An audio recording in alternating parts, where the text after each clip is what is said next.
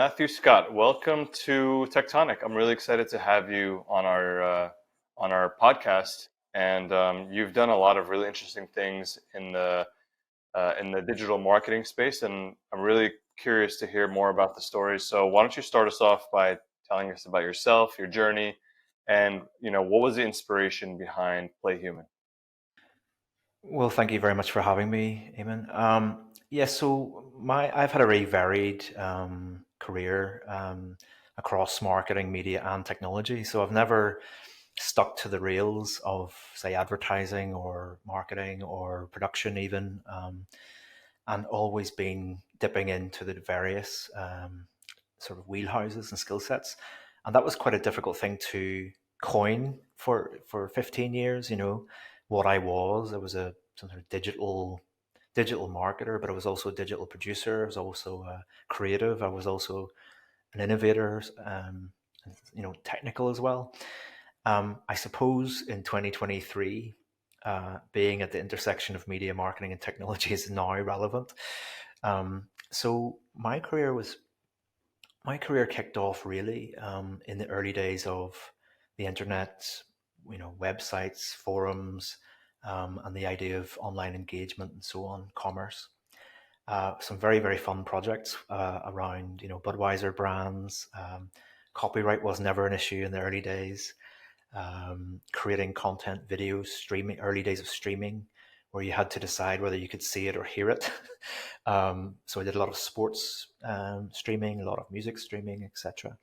And then moved into heavy tech, banking systems, anti-money laundering systems, CIS, customer information systems, not by any means developing it, but just working with people who did. And so understanding software marketing and how that relates to customers and so on. But ultimately, around 12 years ago, I finally realized I circled back to my passion because I'm a creative person by heart. And I set up my first startup. It lasted 14 months. It was called iGeneration. We did Google Earth and Maps technology to tell the story, visualize the story of donations around the world. We did Greek e-learning, interactive video commerce community projects in Greek and English. We did hyperlocal TV models, and then suddenly very big PLC, public company in the UK, which was the biggest independent media group in the UK, came in for my company on the back of another company that I was working with. So, having had all those experiences in media marketing and tech, and being able to circle back to what I loved the most, which was creative and content, um, I suddenly a pretty young director of a public company, which then taught me a lot of uh, of new things around share prices and whip lists and creative accounting, let's say. Um, and having had that experience, look, I ended up doing my earnout and finishing there. But I had this passion for, again, advancing my creative ambitions, which was wrapped in technology, wrapped in new innovative content formats. Yeah, because I feel like, and I'd love to hear your perspective on it and what the philosophy is behind Play Human. But I feel like, I used to be very involved in marketing agencies, and it's almost like they've become a little bit cookie cutter in terms of the way they execute on a marketing strategy. It's like, okay, let's check off the boxes. We have social media, Facebook, Twitter, etc. Let's just create an image and then put some words on it and then a call to action. Um, I know that some of these things are important, but it seems like we've lost touch with the creative element and really, and maybe it's because it's very difficult and it's hard to quantify, how well you do when it comes to creative. So how do you kind of, how does Play Human address that? Especially when it comes to when a client asks to see results, and obviously nothing is guaranteed. So how do you kind of play in that space while maintaining that passion and creativity? Yeah, so well, actually, that sort of dovetails into the last part of that story, which is um, I'd never worked in agency land, so actually, I didn't have the programming. I didn't have those experiences or tracks to follow.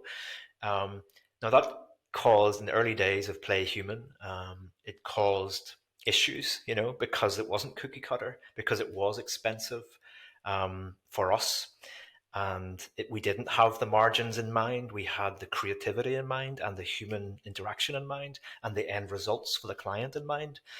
I won't ever regret that, by the way. And how we circumnavigated that was by using efficiencies, which we can talk about AI later, but using efficiencies in the process and working on those things, giving us more time to be creative, to be effective for the end result. So things like, and these are important in terms of Play Human, recycling. We've got a whole big world online of junk, the way we have in real world. So no, so we create, and we create, and we create, and we create, and we create. We don't think of recycling. We don't think of the gold that we're sitting on.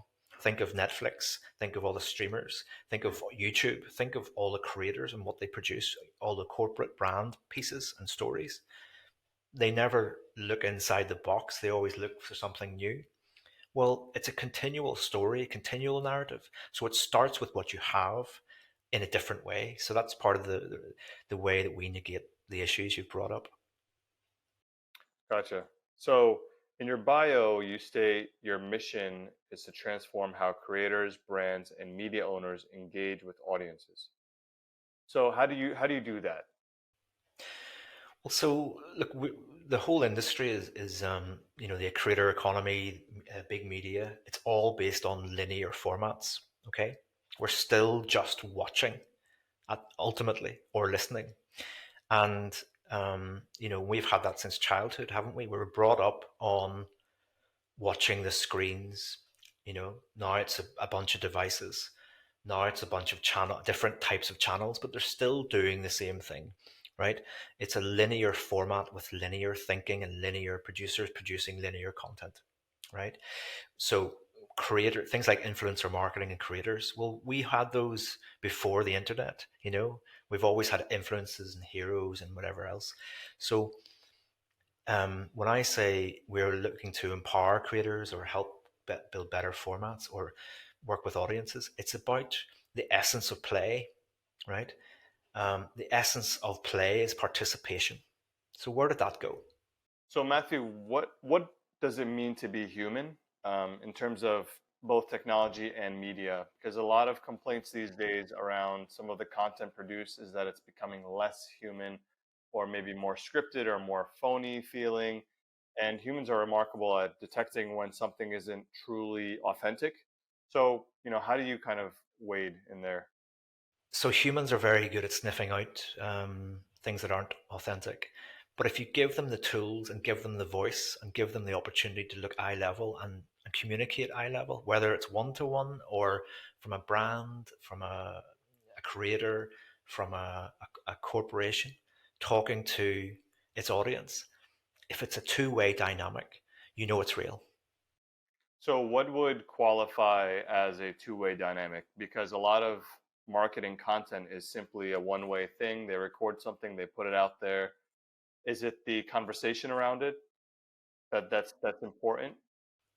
That's a brilliant question. It's actually, so it's how the format is structured.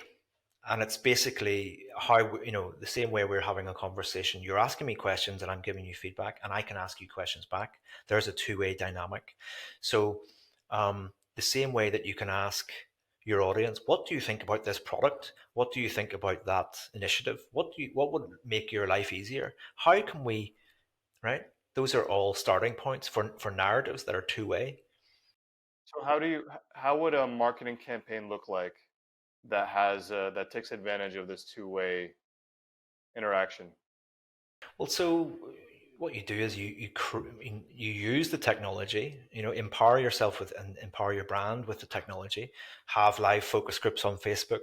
Have interactive content on YouTube or other platforms. Have narratives that people can contribute back to. Story chaining, for example. I'll start because I'm the brand, or I'm the creator, or I'm the expert. I'll give you a piece of thought leadership. We should introduce more sustainability into the world. Discuss, then you do your video, then the next customer does their video. Do you see what I mean? And suddenly you've created a loop of narrative and conversation. Yeah, I've seen where people would take existing videos and add to it or respond to it or react. Reaction channels are very popular nowadays. I guess that's partially why Twitter, now called X, is so successful because you can put out a message as a brand and people instantly interact with it, and there's very little friction. So maybe that is the future. Actually, that brings us to our next point, which is AI. So in the age of AI, I feel like I'm seeing more often a lot of generic content. There are bots now that post on Twitter. I mean, that's always been the case, but on Reddit, for example, people are posting memes that are, again, not very creative, not very original, and people are responding negatively to it. So do you feel like there's a lot of quantity over quality? And what does that do to humanity or society? I know that's a very broad question, but like, what do you think? Well, what I think is my sort of feelings on certainly AI's contribution and potential and threat in around content and marketing and narratives um, is sort of mixed. One is, I mean, obviously we've got a fantastic opportunity. AI to me is about in production, like generative AI is about efficiencies. Okay, we've got to remember that AI was still made by human beings. Okay, and we've got to remember that actually the empowering of human beings was probably on the first sheet when when we created machine learning and AI. Now, like all things, in the same way you can create cheap cars or cheap sodas, cheap clothing, that doesn't mean that you don't want to buy quality. It doesn't mean that you don't want to have quality conversations. It doesn't. It actually what it does is it actually, if you create efficiency with AI, it allows you the freedom to create better quality. Do you see what I mean? So we have to get in that dynamic, use it for efficiency. And I use it, my guys use it, in post production and so on.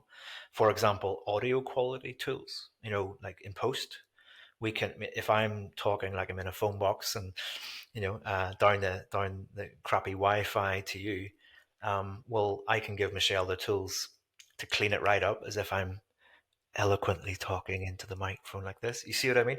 So there's all sorts of efficiencies from AI. There's always been the cookie cutter accelerators in every sector you can imagine. Um, but it's going to actually accentuate and make quality a premium that we all aspire to.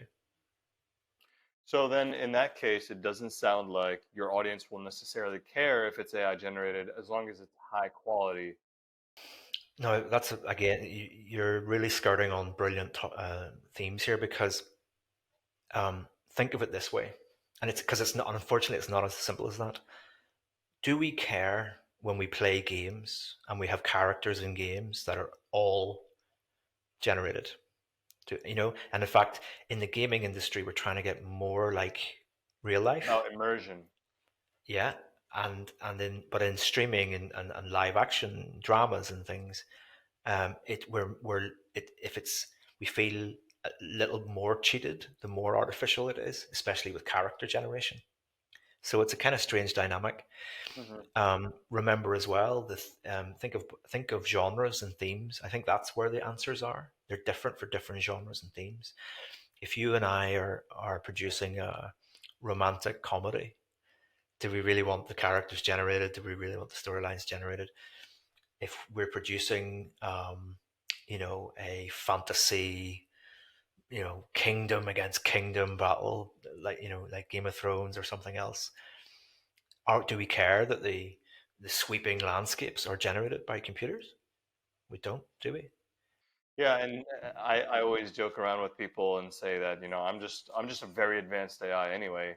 So I think that the better AI gets, the less people will care, as long as it is up to the standards that humans have obviously created. And our standards continuously evolve. But I think as long as we're working uh, harmoniously with the technology to create that Mm. high standard. Well, I want to flag something really important in this space.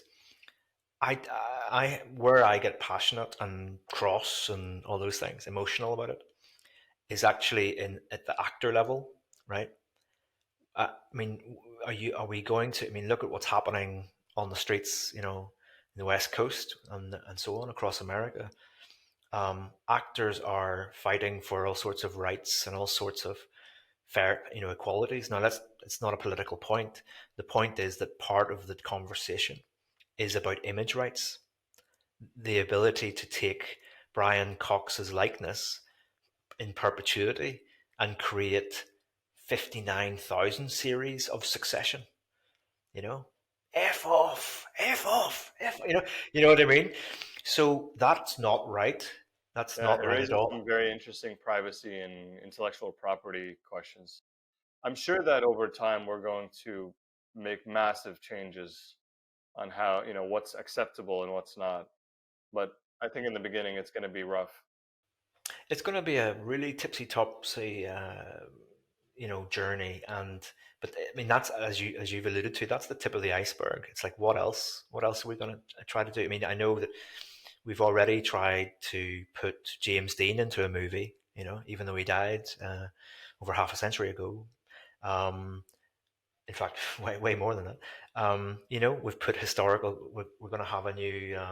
We're going to have John Wayne movies again. Are we going to have Marilyn come back maybe and act with Margot Robbie? You know, and that sounds interesting. And again, in the right context, that would be pretty cool. We'll create new legends and it's very fascinating. I don't know how it's going to play out, but Hmm. Well, I think again the authenticity piece. I mean, give me if you're going to send me to a AI generated Succession series, give me the live stage show with the real actors all day long. And you have to examine why, you know, because it's human, right?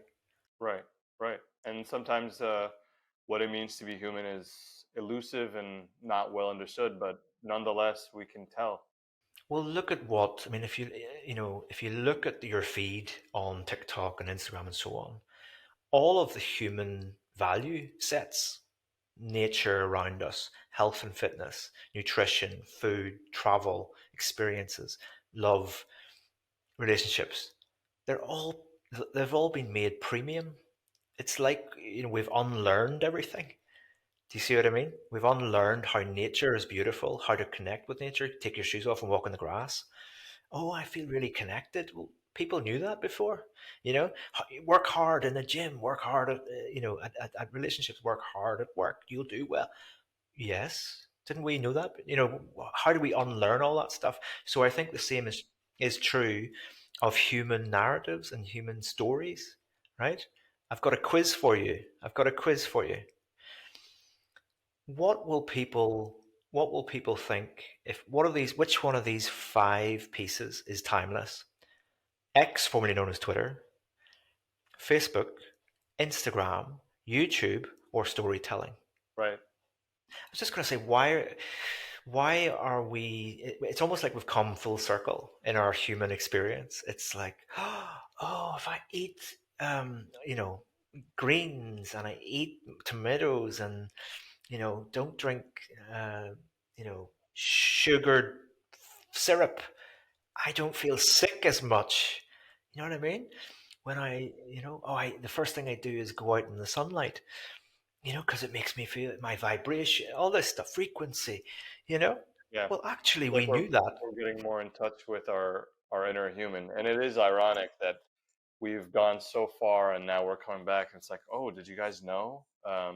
Actually, that leads me to my next question, which is, what are your thoughts on what people are coining as the attention economy? In other words, and maybe you have a good definition for it that you can share with the listeners. But as I understand it, it's very important nowadays to garner and hoard almost attention so that whatever your message is top of mind in other people's feeds. That's a brilliant question, and to me, you've kind of answered the question, answered it in the question. Hoarding, garnering, capturing, those are all pretty mechanical, aggressive. land grabbing kind of phrases, aren't they, in their nature? So ultimately, you can have 10 million views of whatever you like. What's the value? What's the value play? Okay. And we've got into this system of fantasizing over volume of attention instead of actually boiling that down to, again, human experience, human value, transaction. What is the value proposition or transaction between us? And what I would say is it's the future, the immediate future, and that's what we're doing at Play Human, working on the immediate future of media, marketing, entertainment is about experience, not about attention economy. It's the experience economy. Yeah, I think I've noticed an evolution, and I would love to hear your thoughts on this. I feel like I've noticed an evolution where we were seeing the rise of superstars on YouTube, for example, and over time, a lot of people became famous to such a degree that there was less emphasis on the celebrity status and more emphasis on the quality of the content. And now I'm seeing algorithms kind of pick up no-name people who are putting out quality content, and less emphasis from people on celebrity and fame. Is that something that you're seeing also, or do you still think it's a bit tricky, and it still makes a difference whether you're quote unquote a celebrity in the space? Well, funny, once I lost out, or we lost out, a very high profile campaign with a very high profile champagne. And we were going to do all sorts of apps and interplay and virtual versus and real and community building and da, da, da, da. The opposition had George Clooney and they got the contract. You see what I mean? So the point is, so celebrity and hero worship and all that stuff will always be there. I do think, I mean, your point about YouTube and influencers coming to the fore in the first round, and I was involved in all that. I used to work with Maker Studios and Full Screen, and I've worked with. I used to be the manager of YouTubers. I've put YouTubers in movies and all this kind of thing. And what it was the authenticity. It was and it was the access to your favorite creator. Now that's why YouTubers initially got, PewDiePie, you remember KSI when he was playing FIFA in his jockeys, with footballers, famous soccer players. That was when he was authentic, etc. Most authentic. But now these guys they're celebrities. It doesn't matter what they do. They were always going to be the pop stars or TV people or whatever. So actually, it's the micro influencers are still the ones that are authentic. Like the cottage industries type of mirror. Yeah, So micro influencer. I think that's a great term for, and it also makes it, one thing that's important to me, and maybe you agree, is I want more people to be creators. Because I think that humans intrinsically are authentic, and everyone has a story to tell, and I just want to see more of it. And I am seeing more micro influencers, and I think that's really, really great for the industry. yeah, because look, the top 1% are always going to be famous. The top 1% are always going to make money. The top 1% are always going to get in trouble. The top 1% are always going to make mistakes, like the oldest child. But actually, it's the core 60 are the ones you want to look at. The people who have a 5 million subscribers, not 50 million. The people who are creating content formats that challenge the industry. Those are the innovators, the game changers, the in-market experts. The money advisor giving you money advice from their kitchen table. That's really, really useful narratives that can make a difference in your life, not the woohoo of the top end. Which is entertainment, I suppose. Yeah, and So I mean, they're too focused on churning out content. yeah, they've become this machine. But I think overall, digital democracy is something that's on the up and up. You have a concept called line to circle. I was wondering if you could share that. It seemed really interesting. I would love to hear more about it. Okay, well, for the audio listeners, you're going to have to use your imagination, but visually, just stick your finger out. Amen. Now draw a line. Right. So that's your book, isn't it? That's your movie idea. That's your documentary. That's your series. So, what if we do this? We've just changed the way we think automatically in 5 seconds between having a book, a documentary, a film, a brand campaign into something that's never ends. Okay. And it's no longer about the book, the podcast, the movie. It's about a set of values and themes that you want to communicate. You across see? all channels. Across anything. And it doesn't matter, all of a sudden, it doesn't matter which channels are trending today.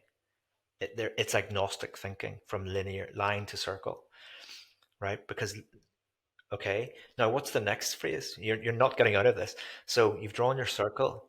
We'll draw multiple circles, Okay. right? So now you've got multiple layers and layers and layers of content formats and human experiences from your core set of ideas. And you're So intertwining them like a fabric. absolutely, and it's a beautiful way to put it. Now here's the third one. Draw a spiral. That's kind of 3D, so you have to do that. Okay? All right, Mhm. come on. That's it. Now, you've drawn a spiral. That's the feedback loop with the audience. So suddenly you're linear thinking, I want to write a book, I want to make a podcast. No, you don't. You want to communicate, you want to share a set of ideas, and you think a book, you think a podcast, you think a movie is the way to do it. Now you've got a set of a methodology that you can follow. And if I printed you out those, 5 sheets with the images on it, you can start to draw what the content formats are. Oh, we'll have a podcast, but I'll also do a live stream, but I'll also do a book, and also I'll create little brand books. I'll also do audience response pieces. I'll also do micro formats, mid formats, interactive, virtual, AR, whatever, whatever, whatever, right? And then the importance of the loop, it's the feedback loop with the audience, right? I love the, and I definitely think you should trademark it, but I think it should be called line to spiral because I love the idea of the continuous evolution. So the circle is never the same every time you're drawing it. It's kind of getting further away from the original, but it's evolving with your audience. I really like that concept. Yeah. Look, I mean, we've used this concept in our work for over 10 years, and it's in Play Human DNA, it's in our DNA, Play Human, because um, we're not going to creators or big brands or media brands or corporate brands and saying we'll produce your content, we'll do marketing campaigns for your audience. If you want to do that, stick with the plumbing, stick with existing socials, stick with your agency, stick with your retainer deals. We don't want them. What we want to do is take what you've got and change it and rework it and reimagine it before we do new stuff that will blow your mind. Then we can talk about the spiral, all right, and how your audience becomes part of the story. What makes something go viral? What is it about an experience that you're sharing that makes people want to share it? I know a lot of different agencies have tried to capture what it means to go viral and tried to make it a formula. And I think there's some tips that are well known in terms of how to keep people engaged. But I think that no one's ever really been able to capture the essence in a way that's repeatable. And I think that's potentially a good thing because it means that authenticity still matters a lot. And sometimes you can't invent that from thin air. You have to kind of, dig deep. So, how do you view viral, and how do businesses kind of, think of how to create a viral campaign? Well, it's a funny one because even that phraseology is to me is flawed. Viral means you can't prescribe it. Okay. Now, what you do mean, what agencies do tell you is that, well, we've got this formula, and we'll bring you 60% of the way, right? And then we'll see what happens. So, you know, um, let me tell you, my guys over the years have reached probably tens of billions of views of everything, um, which doesn't mean a whole pile, by the way. Again, it's the ratio. It's like, well, what's the return for the brand? That's what I would be asking. And actually, I have a problem with the whole paradigm. I'd actually like to flip it, right? So you change one person's life. Taylor Swift after a show can stream 10 to 10 million people. And I would quite, you'd feel quite happy about that and excited. Well, what if you flipped it and you said, I'm going to, hit your play buttons now, hit your play human buttons, whatever it is, and actually change the paradigm. So I'm going to change Eamon's life alone, one on one with your hero right now. Do you see what I mean? Now, you might get through 100 people in one night, every night for a year. And so you're changing lots of people's lives.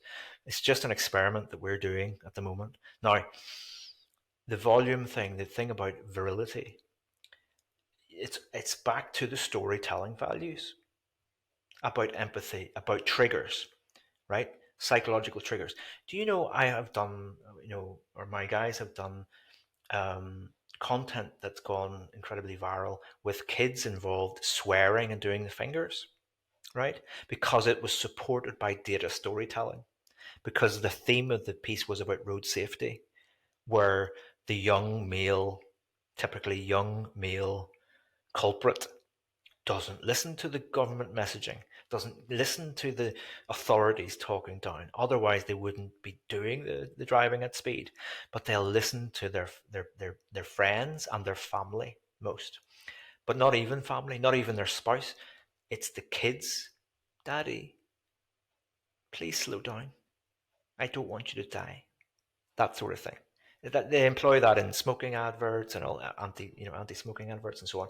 So there are emotional triggers, there are community triggers, there's empathy, and people talk about empathy all the time in digital, right? And authenticity. Well, I'm telling you now, authenticity isn't going on LinkedIn and telling us about your heart operation when you're 4 just to get likes. You see what I mean? It's about being authenticity isn't about being ripping yourself up open and just spilling your guts about everything personal. You've got to hold some stuff back there, you know. So authenticity is, from a brand perspective, is like, look, instead of when you get on a plane in the States and the TV screen comes down and the CEO of the airline comes and tells you how grateful you, right? Well, there's a good example of what needs to change. Okay, so do you watch those? Does it hit you? Does it resonate? Do you feel that it's authentic and he really cares about his bone? Right. So what I would put on the screens is people like you and me for number one. Hey, we didn't think that we could afford the business class, but actually, we did. Blah blah blah blah, and then we got bonus points. It was really cool. Blah blah. You know. I have an interesting uh, anecdote to share about that. Speaking of plane videos, the safety videos on the airplanes, right? I think it was American Airlines that had um, a, a safety video, and it was clever and it was well choreographed, but it was very it didn't feel like authentic until the very end, because at the very end, when the woman who was the actress that they hired, she said, the last phrase, like, safety is what we aim for, or whatever. All of a sudden, after that point, all the people that were behind the scenes came out onto the stage, and they all clapped, because it was all done with one take or a couple takes, so it was very difficult, it was very challenging. So I noticed that moment as a moment where I connected with the actual humans that created this message of safety, and all of a sudden it wasn't a corporate message as much. No, I will tell you. I mean, one of the videos that I use in my talks is actually the policewoman. I don't know if you remember it. It was just a rant video, right? It was a vertical rant video where there had been racial discrimination and I think physical violence from police officers. Okay, um, and the policewoman was just so disgusted at her colleague's behavior that she was at home and she ends up screaming and crying. Take the badge off. If you're racist, you hate people, you hate. all these different ethnic groups then take the badge off, you know. So it told you about three things. It told you as a um, 40 something black woman in New York Police Department, she had fought and fought to get where she was, right? To get where she was professionally, personally. She had a set of values that she thought were shared, and and were destroyed and diminished. And so it wasn't a single, it wasn't a one-dimensional piece. It was multi-layered story.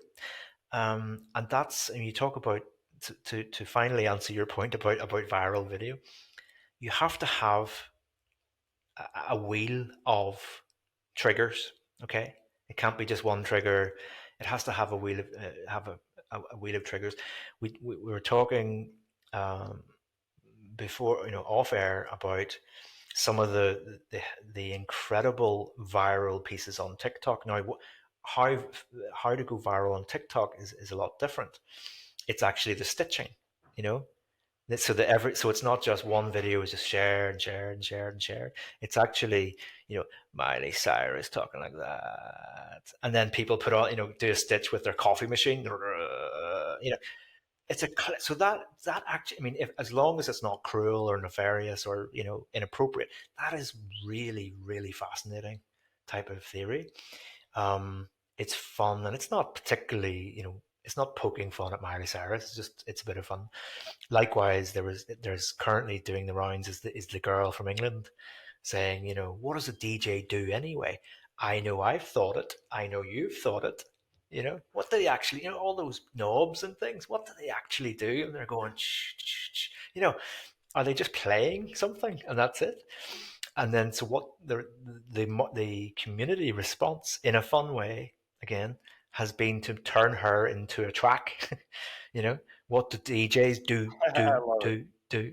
Yeah, yeah, you yeah, know what I mean? yeah. It's And awesome. then, so you're talking about virility. I mean, remember, it's all about those Sure. human factors, the human triggers that make it make So it I make want it to take a viral. step back real quick and talk about corporate, which is, I feel like one of the issues in corporate is a lack maybe of storytelling. And I think, in my work, my line of work is digital transformation, and I always emphasize that digital is there to leverage technology to elevate the human experience. So it always starts with the user, the human.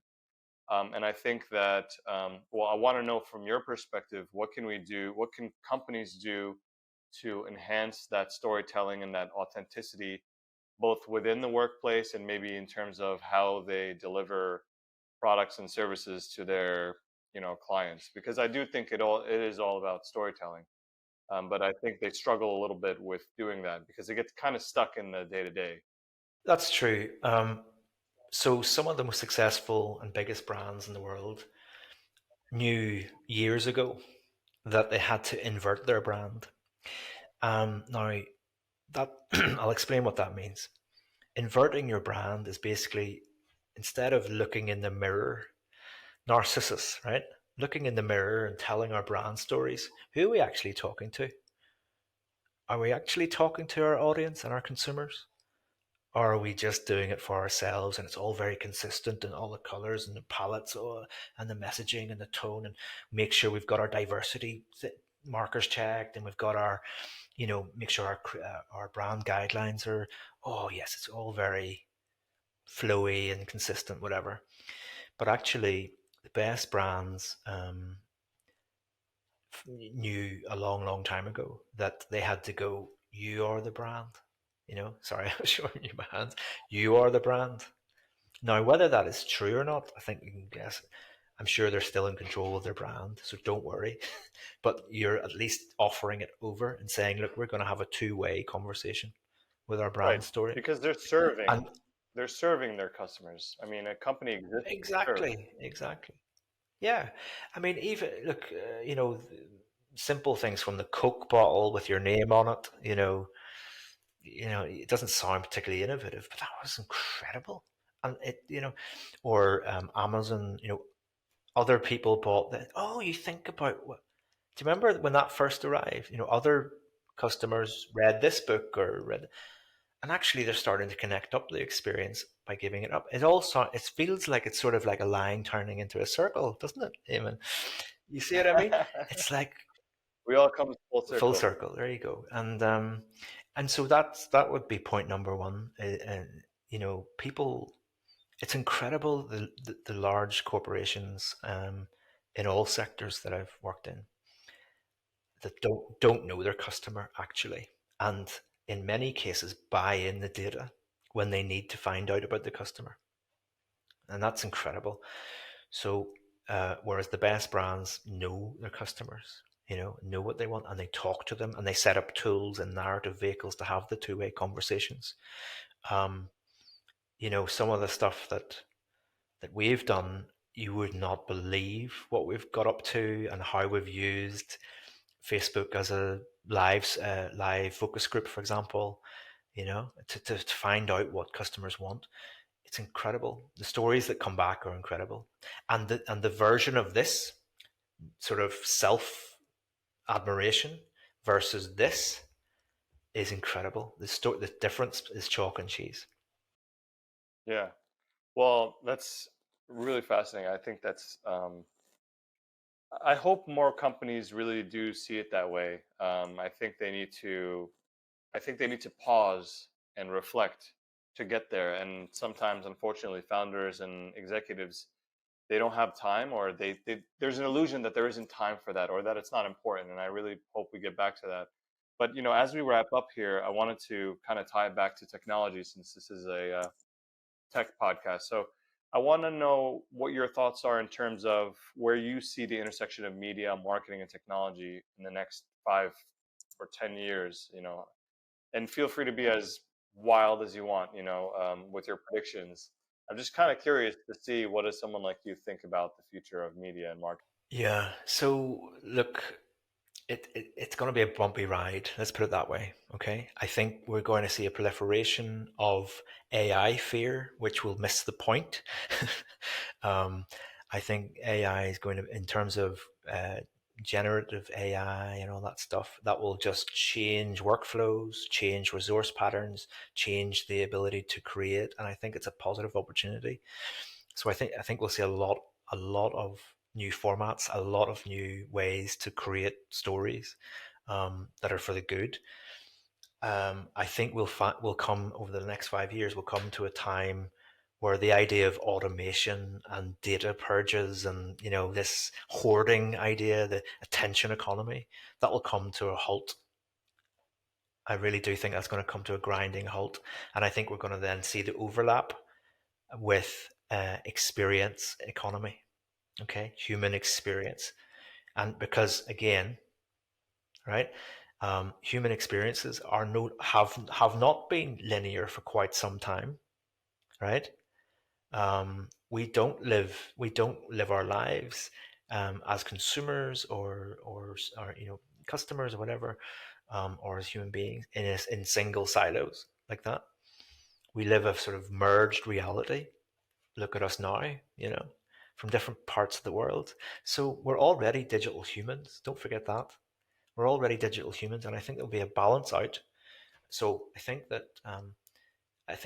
binary nature of the way that our world is running now, we have discovered some of the downsides politically, using Facebook nefariously to create silos and echo chambers of hate, for example, one way or another. Our inability to see the grey uh, in life, and see the grey between the 0 and 1, that will change.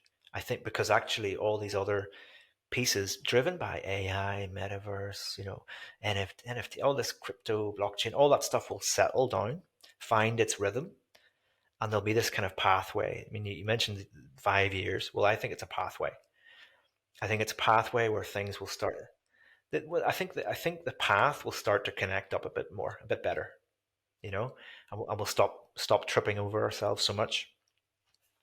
Yeah, I think one of the amazing things about technology is it gives us the opportunity to express ourselves more easily. Now, whether people use it the correct way or not is a different story, but it at least gives us that potential, and I think that's amazing. My last question is whether you had any words of wisdom for aspiring entrepreneurs or innovators who might be listening. Yeah, look, I think when you work in creative technology, when you work in marketing, when you work in media, or the convergence of all those pieces, it can get very overwhelming. Okay. The speed of technology now is faster than ever and it will continue. Now, so my advice would be stay human, stay authentic. Remember what human effect you're trying to make. Don't think about the tools, don't think about the channels, the platforms, or anything else until you've worked out your human goals. Okay. Even if your human goals are we want, 500,000 more people in the Dodger Stadium next year, or we want 5 million more customers by lunchtime. It doesn't matter, or we want to empower, customer, whatever it is. It's a set of human goals and a set of human triggers, and then work back. So be platform agnostic, be human focused, experiential centric, um, and build your story from there. Yeah. Stay human, play human. Matthew Scott, thank you so much. This has been an awesome conversation. Where can people find you, either online or I know you have a website. So, what's the best way for people to reach out and find what you're about? Yeah, so we're playhuman.network online. We're on Instagram, playhuman social, on Instagram and TikTok and X as it is now. They can surely find out there. And I'd love to speak to anybody who wants to talk about human storytelling. Yeah. Awesome. Thanks again. I thought this was a really awesome conversation. And the reminders that you shared, I think, even for myself, as someone who always talks about the user experience, sometimes I forget how important it is to just, learn how to tell a good story. So thank you again for being on. And hopefully we can talk to you again and see what other new developments, and maybe 5 years from now, you can talk about how the robots are better storytellers than us. Who knows? Absolutely. Well, hopefully not, but hopefully the robots will know their place. Yeah. Yeah, I think it's up to us. But thank you so much, and we'll catch you around. Thank you very much.